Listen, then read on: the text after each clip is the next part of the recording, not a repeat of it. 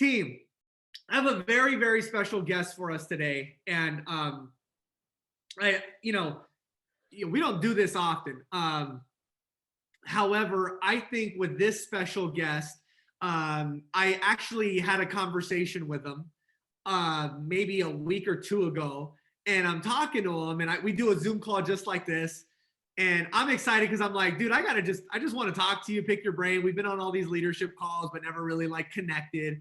So I'm like, all right, cool. So we jump on this call. Team, I'm telling you, like 30 minutes, Josh went by like that. I mean, it was like, it was just amazing, and it was so impressive. And now I want to share with you this individual. You guys, I mean, I think you guys will gather what I gather. Very humble, probably won't share a lot of, of his successes. I'm gonna try and pry him out of him, but I do want to share with you guys that in 2019 was recognized as number 9 in sales in all of the state of California. And I think the numbers are something along the lines of 275 for his team plus transactions. So we're talking about some big, big production. And I just thought to myself, you know what? If anybody is going to help us think bigger this week, I want it to be Josh. So Josh, I'm going to unmute you, bro. Are you unmuted? I'm unmuted. Awesome, man. Welcome. And thank you so much for doing this for us. Let's just get it kicked off, man. Like, tell us about just a little bit about yourself and, how you got started in real estate and where you're located, all that good stuff. Sounds good, man. Damn, you got me hyped. Let's go. I am the complete opposite of Anthony. So if he brought you guys up, then I'm going to bring it all down very, very mindful and meditative and close it out with calm. So my market is Temecula. I live in San Diego, moved here last year, but I still have a team there. I'm sure you guys know you're probably all zoomed out at this point. So I'm able to do most of it by Zoom. And I don't do a ton of public speaking or anything like that. So Anthony, I hope you can appreciate, I'm just going to tell random ass stories today, and who knows where it goes. So Anthony asked basically how I got into real estate. So Anthony, I didn't even tell you this. I was a prison guard for 5 years, which no one ever believed, because if you're around 1,000 criminals every day working in the jail. So anyway, I did that for 5 years because I was in my young 20s, and it sounded like something cool that a young kid thought would be cool. And then after a good 5 years, you feel like you are in jail because you're working 12-hour shifts, and then you get stuck on that overtime, which is good pay. So next thing you know, you're just like in jail all the time. And I just remember thinking, like, I cannot do 25 more years of this or whatever it takes to retire. So like many of you probably saw real estate seem to be doing pretty good. This was in 2005. My wife at the time was a real estate agent. So I was like, cool, I'll be a lender. So I did loans from 05 to 08. And the whole time I was doing loans, you're trying to get realtor business, and I would see them and I would just be like, man, I wonder why they don't just do this, right? I know that works because I see this person doing it, and why don't they do this and this? So fast forward to 2008, when 2007, 8, when everything came crashing down. I basically did like the trifecta of bad credit, right? Like I lost my house, I filed for bankruptcy, and I got divorced all within like a 6-month period. So yeah, bad credit trifecta, right? So to end of 2007, I just like got an hourly job and was just like, fuck this, like I need to like just regroup. And around the beginning of 2008, that's when the banks started releasing their foreclosures. And I was like, all right, cool. Some people can get loans here and there. And I had this KW agent that would send me, I got good referral business from her. So she sent me this buyer that was an investor. And again, I don't even know if we talked about this, Anthony, so I'm just freestyling. But he wanted to buy a house in Hemet for $142,000. He was putting 50% down. So I got a whopping $70,000-ish loan out of it. The bank took 3 months to sign the grant deed because they didn't know what was going on. And I had to just keep extending his rate, extending his rate, extending his rate. So at the end of the day, we finally closed the loan. And of course, you know, the lender eats everything if there's any problems.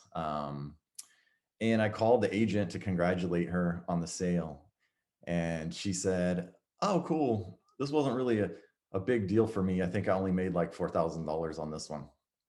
So she got 3% plus $1,000 bonus or something like that. I made 400 bucks. I saw the client a million times. I think she saw the client 3 times. And I was just like, I'm in the wrong business. So I drove to a real estate office that day. I already had my license. I was like, what do I got to do to sign up? And they're like, just fill out this paperwork. I was like, all right, cool. And then I went to the board of realtors that day and I bought 12 generic open house signs. They literally said bank owned open house, which was fire at the time because it had no contact information and it didn't matter because everyone just wanted bank owned homes. And I set up, I just found a foreclosure that was empty in the office, got the lockbox code, put up signs everywhere. I didn't know it at the time, but I had planned the perfect open house because it was near a school. So I got all the parent traffic from them just sitting around waiting for their kids to get out. I had at least 20 people come through, and I wrote an offer that day. And the offer didn't get accepted, but I literally was like, hold on, if I just do this for 8 hours a day, 5 days a week, there's no way that I'm not going to sell at least a house a month.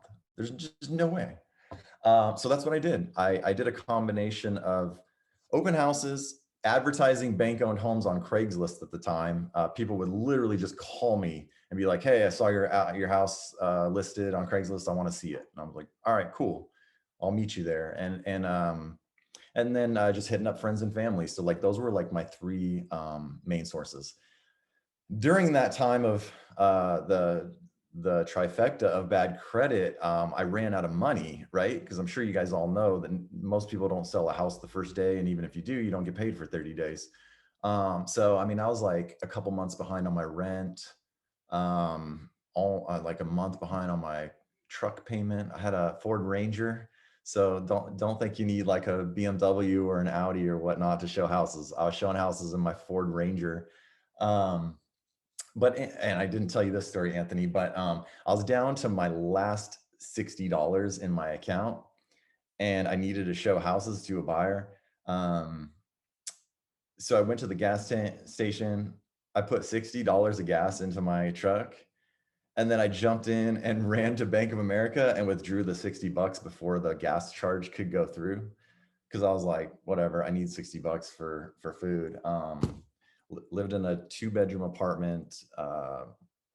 Gave my daughter one of the bedrooms, and then me and my son actually were sleeping in the same bed for quite a while. And then finally, I was like, all right, I'll sleep on the couch. So that was like, and then during that time, I remember I had to borrow like $2,000 from my dad, and I'd already borrowed like me and my ex-wife had already borrowed like 10 grand, right, to like save the house that we didn't even save, like we just lost it anyway. So, and I just remember him saying like, "Oh yeah, sure." I was like, "Dude, I'll pay you back. Like things are happening." And I really feel like the only reason I didn't get evicted is because my landlord was also a real estate agent, and I think they knew like how things were going. So, um, yeah, I remember my dad being like, I remember saying like, "Oh, don't worry, I'll pay you back," and he was like, "Yeah, sure you will." And I was like, "All right." So I took 2 grand, and caught up as much as I could on my rent and stuff, and I just kept doing it. I mean, the happy story is, I mean, within 6 months, I had amassed a pretty decent savings account, and then within 9 months, uh, I I like on Mother's Day, I handed my mom a check for $12,000, and like that was just the happiest $12,000 check I've ever written, right? Because I just knew that they had written it off, and so yeah, that was a good feeling. So here's the story that I know Anthony wanted me to tell you guys. So um, I was working at Century 21, and I don't know if you guys know, but San Diego has like their own lockbox system. It's different from all of Southern California. We all use Supra, they use Century. It's so fucking annoying. And at the time, you needed this credit card, and you had to renew it every 3 days. You had to put it in the computer the same way you do those chip credit cards, and you would have to download the updates every 3 days, and it's just insane. Um, so I was showing houses in San Diego, and instead of buying the card and updating, I would just ask my manager, like, hey, can I borrow your card? And he was like, sure. So he must have put two and two together, that, oh, Josh, San Diego, Josh, San Diego. So I get a text one day and it was like, hey, do you want to show houses in San Diego? And I could have asked a million questions. And I always look back, and this was like one of the lessons I learned. It's like, sometimes just say yes and figure the rest out later, right? So I could have asked, like, well, what do you mean, investors? Well, who cares? I just texted back yes. And he's like, all right, cool. I set a meeting in the office a Thursday. Just go do your thing. And so, I mean, I knew loans because I did that for a few years. I'm about a year into real estate now. And I just walk into this room with two investors, and they're like, yeah, hey, we got this plan. We want to try to flip houses, and we'd really like to get up to 2 a month. If we can do 2 a month, that would be amazing. And we need a good real estate agent. And if you can find someone to like bid for us at the auction, that would be great. Right. So I'm like, so I'm just bullshitting them. Right. I'm like, oh yeah. And I mean, I am, but I'm not. Right. It's like, sometimes you tell people that you could do things and you know you're going to like figure it out. So I was like, yeah, we're going to do this and that. And yeah, you know, we got contractors, and I'll find someone to go bid for you. And they're like, all right, cool. Why don't you send us a proposal? I was like, okay. I don't even know what that is. So I go home and I Google proposal template, and I like download this Microsoft Word. By the way, I still have it. It's amazing. So I make a proposal to them, and it's literally just all the shit I already told them. So it's just kind of weird, but I send them the proposal, and then they call me and they go, hey, we already bought a house. We want you to meet us there tomorrow morning with the contractor that you always work with. So I called a bunch of real estate agents and I was like, I need a contractor. And so I started getting names, and one guy's name was mentioned like 2 or 3 times. So I called him and I was like, hey man, I might have an opportunity. Can you and I meet at this house tomorrow, and we can like bro out and just like, let's meet 30 minutes before them and act like we know each other and whatnot. So we meet in the driveway and we're like talking, we're like, all right, cool. We've done like bunch of projects together, right? And yeah, okay. And if they ask about real estate, I got this. And if they ask about construction, you got this. Like, let's not step on each other. All right, cool. So we walk them through the house, and you know, everything's going good. We're giving suggestions and whatnot. And then when we get to outside, you know, we shake hands, and they're like, all right, we'll let you know. And I was like, okay. And so I get in my car, and then the phone's ringing, and it's them, and I see them in the rearview mirror calling me, and I answer, and they say, hey, send us a listing contract. And I was like, okay. So that turned into, I ended up helping them flip 330 homes, I think, over 300 homes. I took, so in 2012, I sold 165, like with no team. Like I'm such an idiot. Like when I look back, I didn't even know what a buyer's agent was. Like, do you know how many buyer's agent leads? Like I just did nothing with. I was just literally listing. I mean, at one point I had 20 listings in renovation stage, 20 on the market, and 20 pending. So at the height, they were managing 60. I had 8 people that would drive all the houses the day before the auction and knock on the doors and take notes, and we would send them all in a spreadsheet.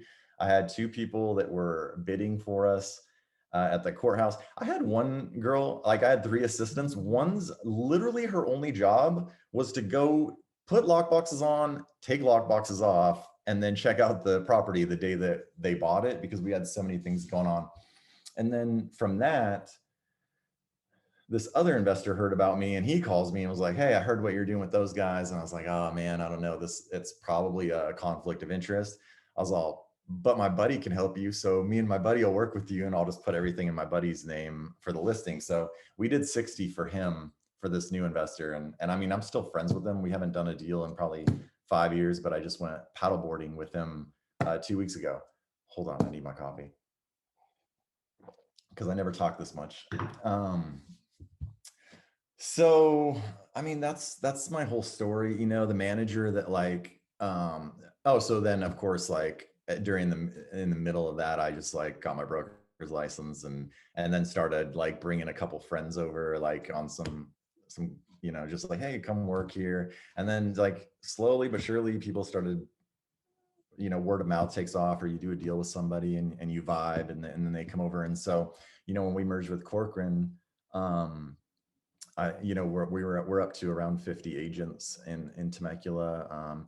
Big family. A few years ago, I realized that like, you know, sales are cool and money's cool, but um, you know, Anthony, did you talk about the book thing yet, or are we talking about that later? Well, no, no, not yet. I was gonna kind of save Okay. it. And Yeah, no worries. So, so one of my friends suggested like doing a giving account, right? Like a give back account. So, you know, we started donating $100 for every closing. So I mean that ends up being anywhere from, my gosh, 20 some $1,000s. And then we were doing charity events every quarter where we were raising them 10 to 20,000. So that's kind of my story. It's evolved from, you know, it's just it's always evolving of like where are we going. So and it's funny when I think back, you know, the manager that passed that lead off to me, I always think about how A, it changed my life, B, how it could have changed his life maybe, because he ended up getting shit canned a year later from there, from that office. And matter of fact, when he, like, I always felt guilt of like, I can't leave this office because I kind of like owe them, right? Like I got this from them. But then when he got shit canned, I was like, oh, okay, well, now I'm just gonna, I'll get my broker's license. So I feel like I'm rambling, but yeah, I don't know if there's any man, questions or anything. no, that was so good, Josh. And you know, when I team, you know, when I was talking to Josh and he just gave me so much inspiration, you know, in that, you know, like sometimes I feel like we're down, and especially coming off of the month of January, where like I was sharing, like maybe things haven't happened as fast as you want them to happen in 2021, right? It's like, Josh, I wanted to ask you, man, like have you always had like a because I mean, obviously selling tons of homes, I mean, at the pinnacle, doing a merger, the whole deal. Have you always had like this vision in your mind, or is this just been like life just kind of happening through your hard work type of thing? That's an interesting question because like I try to remember me in my 20s, and it's hard not to think like just this dumb kid that like I always wonder like is it just me or does everyone, like I don't know, do you guys all feel like there's some giant purpose and you're meant for these great things? And then but then I also am like, or is it just the 10% of us that are maybe on this call right now and then maybe the other 90%? I mean, I don't know if I told you, Anthony, but I'm 43 and my son is 26 and my daughter's 22. So like I knocked up my girlfriend in high school. My son was born when I was 17.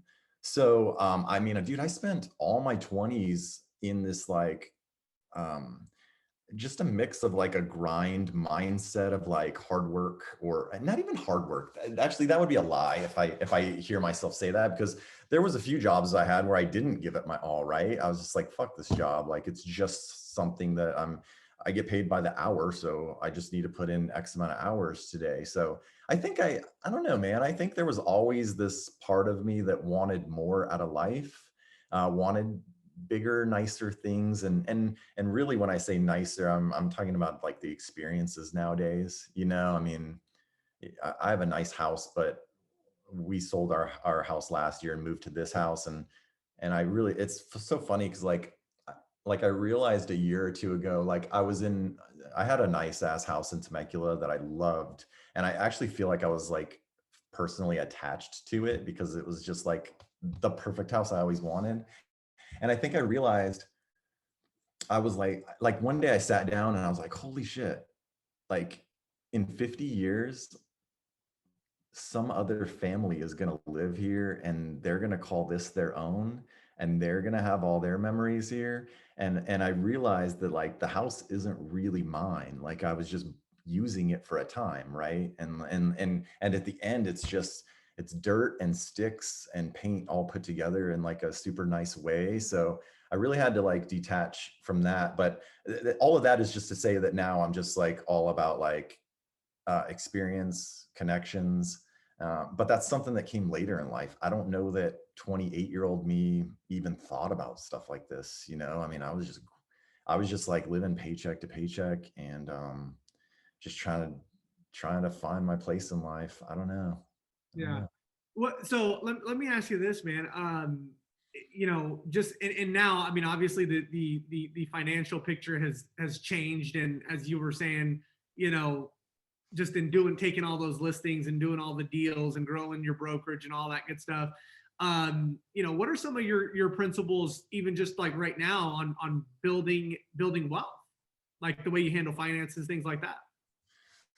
So, uh, as far as building wealth, I mean, I'm a big believer in taking risks. I've taken risks that have made me money, and I've taken a few that have lost me a lot of money. I don't know, man. I did I got on the job training for flips, and when I saved up $40,000, me and two buddies each went in 40 grand and bought $120,000 house in Hemet and sold it for like 150. And now we each had, instead of 40, we each had 50. And then we went thirds on the $150,000 house and sold it for 180 or 190. And now we each had 60. And then that's how we did it, man. Like, um, we ended up buying three or being in contract on three at the same time. And like 2013, that year that the market shot up like 20 or something, maybe even 30%. Like by the time we got out of them and sold them, we just made a shit ton of money. We also bought one flip where this dog jumped up on the spa next door and was just like barking at us. And I was like, inside, I knew like we probably shouldn't buy this one, but we went for it anyway because the numbers look good. Well, guess what? We had a buyer in contract. The dog did what we never thought he would actually do, which is jump over the fence and chased our buyer out of the yard. So we lost it, and we ended up making like $500 each on it, and it just I don't know. I find myself rambling again. I don't know as far No, as it's like, good. It's good, man. I and again, thank you so much for doing this, because I think that oftentimes, and just in our in the way that I train, and it's a different style. And when I talked to you that day, man, I just found that like it was almost just like it was just so simple. Like you just kind of stay in it. Like you stay in the game, long enough to see the breakthrough happen. And then when you shared with me, like you always look back to see like, man, how would that manager's life have changed if he would have just went to that appointment and put himself out there, and you talk about, like you said, like just say yes sometimes, and yeah, I mean, it's just huge, man. Like the proposal thing, all those things is like you just putting yourself out there, and I just wanted to share that with the group on just looking at the success that you're having now, and I just thought it was amazing, man. no, for sure, man. Some of the best things in my life have come from me just saying yes to things and here's the thing. I know there's a big push. Like sometimes there's a lot of people that are like, you just have to say no a million times and guard your calendar. But then like on the flip side, I've seen so many great things coming from just saying yes and rolling with it. Um, yeah. So, I mean, how much time do we have? I got another say yes story. Yeah, give me a say yes Yeah. story. Yeah, hell So there's this agent in Temecula, and man, he's such a dick. Me and him we worked in the same office, and he had an REO. And so like, I like walked in his office with an offer in my hand, and he literally was like, "Can you email that to me?" And I was like, "This guy," right? So I was like, "All right, cool." So whatever. Fast forward like 5 years later, I get this random ass text from him that's like, "Hey man, we should get coffee sometime." And I'm like, "All right." I should have told him to email me, but anyway, I was like, "All right." So honestly, guys, like my instinct was like, fuck this guy. Like, I don't want to, like, why, right? But I did. So I'm like meeting him with coffee, and turns out like I think he had humbled himself some. And we were talking about like building real estate teams and like real estate coaches, and he was like, I think you should check out these coaches and check out what this team's doing. And so it was just interesting because right when the flipping houses kind of dried up, when all the institutional investors were just buying everything, didn't even make sense. That's when I just like literally watched this other team and I just started copying everything they were doing. Right. So, I mean, if you want to be successful, just find other people that are successful and do what they're doing. Like none of us made any of this shit up. Right. I didn't make up house flipping. I just copied and learned it as I went. Um, so he told me, oh, you should go to this, check out these coaches. So I check out these coaches and they're doing this event in Dallas. So I just like totally just fly to this event in Dallas. I don't know what I'm getting myself into. Um, and then this guy Hal Elrod does this speech, and it was an amazing speech. And I see him checking out of the hotel, and I see on his name tag it says Temecula, and I was like, that's crazy. That guy lives in Temecula. So when I got home, I hit him up, and I was like, hey man, I see you live in Temecula. I do too. He's like, what's your phone number? And I'm like, this is weird. So he calls me and he's like, hey man, I'm doing this event in San Diego. You should come. And I'm like, oh my God, I don't want another event, right? It's just like these Zoom calls. No. So I was just like, all right, because I just was like, I'll help this dude out. So then the day of the event, like I didn't even want to go, but I got my lender buddy and I was like, come on, man, let's just go to this thing. So we go and it's like total like Tony Robbins shit, like people hugging, balloons everywhere, like EDM music. It's just everything that like an introvert. I'm actually an introvert, believe it or not. I have to make myself like do this stuff. Like a day of talking exhausts me because I'm so like I'm so internal. But anyway, so we go to this event and like the first half, I'm just like, dude, this is insane. So me and my buddy go to lunch and we're like looking at each other and I'm like, dude, we could fucking go home and still like salvage our Saturday. And he's thinking the same thing too.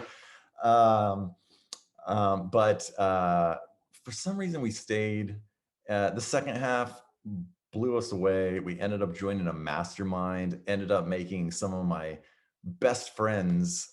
I mean, to this day, one of my best friends, I met him that second night at dinner. And so this is just all a long ass story to say, like, I don't know if I hadn't said yes to coffee with a guy that I don't like, and if I hadn't gone to Dallas, I would have never met some of my best friends. I don't know if I would have built a real estate team. I don't know if I would have sold to Corcoran and been on this call right now, right? So I mean, you can how far do you want to take the butterfly effect? I don't know. Life is crazy. I love it, man. I love it. And again, I just, I thank you, and I thank you for your authenticness. I think that's the way you say it. And I just think it is so cool to see, and to hear the story, your story. Um, and this is where I feel like, the world is in perfect order, team.